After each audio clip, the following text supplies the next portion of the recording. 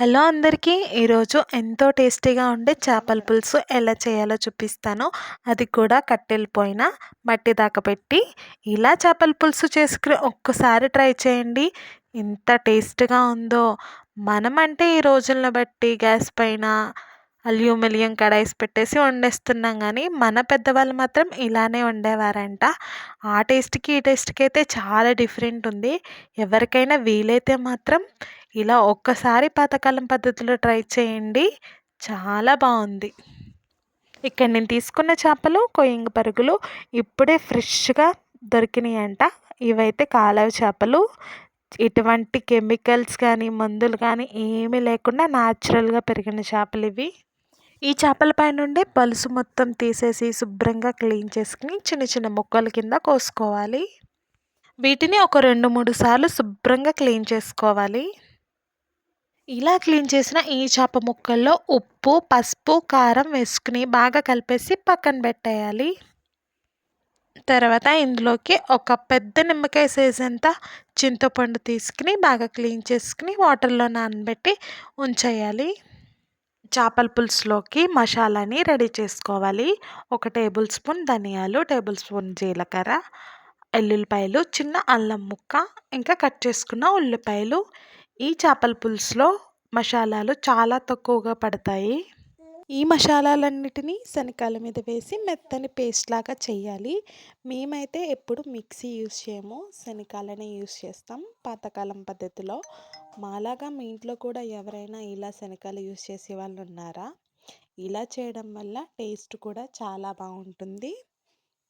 ఇలా అన్నీ రెడీ చేసుకున్న తర్వాత కట్టెల పొయ్యి మీద ఒక మట్టి రాకన పెట్టి కొద్దిగా ఆయిల్ వేసుకోవాలి. ఆయిల్ హీట్ ఎక్కాక ముందుగా నూరుకున్న మసాలాను కూడా ఇందులో వేసేయాలి. ఈ మట్టి దక్కలో ఆయిల్ హీట్ ఎక్కడానికి కొంచెం టైం ఎక్కువగానే తీసుకుంటుంది. ఇలా మసాలా మొత్తం వేగిపోయిన తర్వాత అందులో కొద్దిగా కారం, ఉప్పు, పసుపు వేసుకోవాలి. ఇవన్నీ మంచిగా కలిసేంత వరకు కలుపుకొని పచ్చిమిరపకాయ ముక్కలు, బెండకాయ ముక్కలు కూడా ఇందులో యాడ్ చేసుకోవాలి. అవి కూడా మంచిగా ఏగిన తర్వాత ముందుగా శుభ్రంగా క్లీన్ చేసుకుని ఉప్పు, కారం కలిపి పెట్టుకున్న చేప ముక్కల్ని ఇందులో వేసేయాలి. కొంచెం వాటర్ కూడా ఇందులో వేసుకుని చేప ముక్కలు ఉడికేంత వరకు వేయించుకోవాలి. మధ్య మధ్యలో మాడిపోకుండా తిప్పుకుంటూ చూసుకుంటూ ఉండాలి. మధ్య మధ్యలో గరిటె పెట్టి తిప్పకుండా చేప ముక్కల్ని ఈ విధంగా తిప్పుకుంటూ ఉండాలి. తర్వాత ముందుగా నానబెట్టి ఉంచుకున్న చింతపండును రసం తీసి ఇందులో వేసేయాలి. మూత పెట్టి ఒక 10 నిమిషాల వరకు కదపకుండా అలా చిన్నగా మంట పెట్టి మండిస్తూ ఉండాలి. పులుసు మొత్తం దగ్గరికి ఉడికిపోయిన తర్వాత మన టేస్ట్కి తగ్గట్టు ఉప్పు, కారం, పులుపుని అడ్జస్ట్ చేసుకోవాలి. చేపల కూర టేస్ట్ మొత్తం పులుపుని బట్టే ఉంటుంది. పులుపుని కరెక్ట్గా వేసుకుంటే చేపల కూర టేస్ట్ చాలా బాగా వస్తుంది. తర్వాత కొద్దిగా కరివేపాకు యాడ్ చేసుకోవాలి. అది కొంచెం మగ్గిన తర్వాత ఒకసారి పులుసు మొత్తాన్ని ఇలా గరిటె పెట్టకుండా స్లోగా తిప్పుకోవాలి.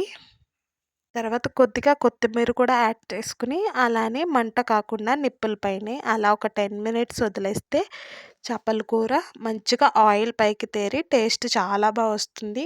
ఈ చేపల కూరని మొత్తం చల్లారిపోయిన తర్వాత వేడి వేడి అన్నంలో వేసుకుని కలుపుకుని తింటే టేస్ట్ చాలా బాగుంటుంది.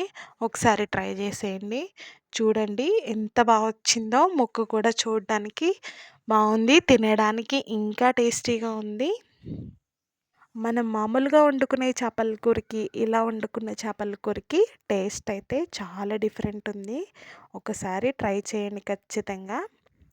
మరిన్ని ఇలాంటి వీడియోస్ కోసం ప్లీజ్ నా ఛానల్ని సబ్స్క్రైబ్ చేసుకోండి, లైక్ చేయండి, కామెంట్ కూడా చేసేయండి.